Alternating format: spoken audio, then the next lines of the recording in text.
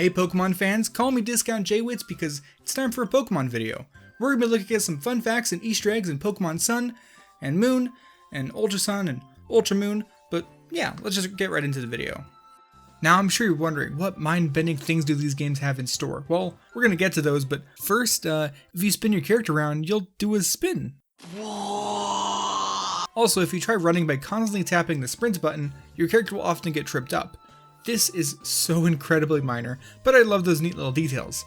Another such detail can be found inside the player's bedroom. When interacting with the TV in this game, what you see is described as a film scene where four boys are walking along some railroad tracks.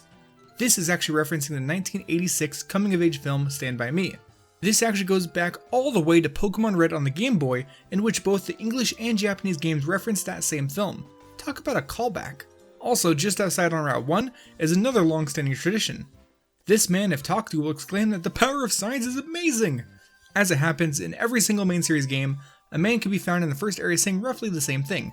A nearby kid hanging out with his Rockruff also shares a reference with the player. Holding the B button makes me a B Dasher. As it so happens, B Dasher is the name of a cart in Mario Kart DS, 7, 8, and Mario Kart 8 Deluxe.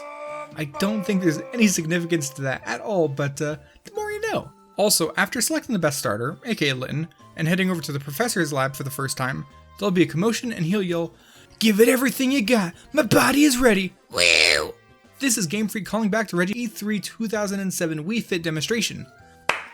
Nice meme. Anyways, the real life references don't actually end there. These games brought with them a new feature called Pokefinder, which is basically a garbage version of Pokemon Snapchat.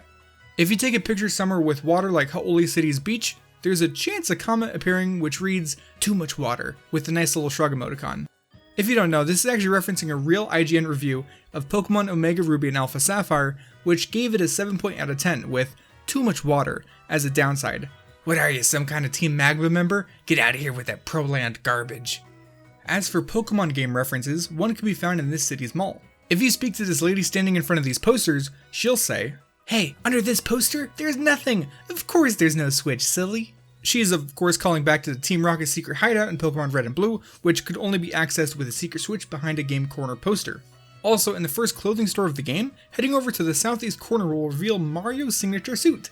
Sure, maybe it's just a cosplay being sold for children with freakishly long legs, but I like to think that's his actual clothes, and he's just sprinting across the beach of Seaside Kingdom somewhere nearby. Since the 4th generation games on the DS, each new iteration of the Pokemon games have had an in-game event to celebrate the player's birthday. Sun and Moon are no different. After entering a Pokemon Center for the first time on your special day, you'll be ambushed by a nice confetti surprise. The Pokemon Center nurse will wish you a happy birthday while a nice tune plays. Going forward, every time you enter the Pokemon Center on that same day, a special version of the Pokemon Center theme will play. Also in Mount Lanakila, rather than the usual snowfall and winds, if you go there on your birthday, there will be glittery, gentle snow called diamond dust falling from the sky. So now let's take a look at the SOS battle mechanic, which doesn't have a reference or Easter egg, but rather some interesting bits. In these games, during an encounter with a wild Pokemon, at the end of each turn there is a chance that it'll call upon an ally if it doesn't already have one. The majority of possible allies are either further evolutions or Pokemon of a similar type. For example, Caterpie can call upon a Caterpie or a Butterfree. When looking over all the possible allies, there are some interesting standouts. For example, in Ultra Sun and Moon, all of the baby Pokemon have Happiny as a possible ally. It's oddly fitting. Cubone can call upon a Cubone and, instead of a Marowak, a Kangaskhan. Perhaps this is Game Freak letting credibility to the theory that Cubone is an orphan child of Kangaskhan. It's also possible that Kangaskhan, which is part of the parent Pokemon category / species, just runs to the aid of a crying child. And changing gears slightly, Carbank's cries for help can be answered by a Sableye, which will actually attack Corsola until it faints before turning on the player's Pokemon. This behavior is explained by Sableye's Pokedex entries. It digs through the ground with its hard claws and crunches down gems with its thick, pointy teeth. Carbank is its favorite food. Corsola is in a similar situation with its natural predator, Marini.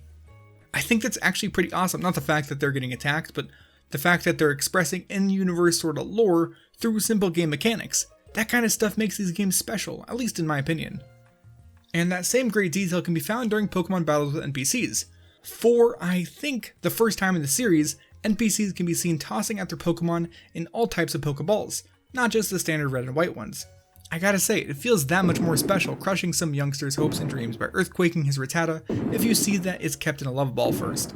On to the next thing. That being a cemetery! Wait, that's not a good thing. Still, the cemetery contains some trainers ready to fight. One of them being Pokemon breeder Ukui, who says, "The grave where Pikachu rests. I dress it using its words." She battles with a female Pikachu and even lets out a Pika once defeated. This is a very not subtle reference to Ikui Otani, a name I probably messed up, but the voice actress for Pikachu, which goes as far back as Pokemon Yellow and as recent as Super Smash Bros. Ultimate. So moving on from the cemetery is the Ghost-type Island trial, which contains an interesting reference. During this trial, the trainer searches for the totem Mimikyu and ends up stuck in a spooky closet. As the lore goes, Mimikyu is a loner who is trying to look like Pikachu in an attempt to make more friends. The pictures seen on the Pokefinder in the closet are all focused on Pikachu, though this one resembles Ash's Pikachu. You could actually faintly see his original design. Red hat, blue vest, white t-shirt, it's pretty cool. Onto the Hano Grand Resort, in the back left of the lobby, a veteran trainer named Roger can be found, hanging out with his Rockruff. Man, there's so many of those little doggos in this video.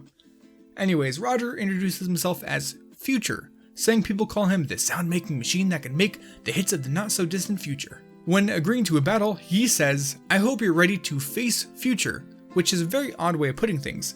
This is actually referencing the late Hawaiian singer-songwriter whose name I do not want to butcher, so I'm not going to try, but his second album, Facing Future, contains perhaps the most famous rendition of Somewhere Over the Rainbow, a song that has appeared all over the place. You probably know it because it has 4.2 million digital copies sold as of 2014, and currently over like 500 million views on YouTube. In-game, Roger's final statement is that, "My music is going to shape the future. That is my dream." Well, I think that dream came true. There's another NPC with a dream, though this one is super dumb. Along Route 8 is a weird man in front of a trailer. He welcomes you to Dream Park, where dreams become realities and fossils become Pokemon. After doing what would make Jeff Goldblum's character very disappointed and bringing back a fossil to life, the man explains that his dream is to bring the ancient world back to life. Get it? It's a Jurassic Park reference. That's really what it is.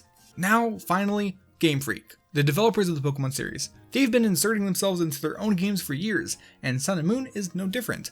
Their office in this game can be found in Hiehia City. Ace trainer Morimoto, modeled after lead programmer Shigeki Morimoto, will battle the trainer once a day after they've beaten Elite Four.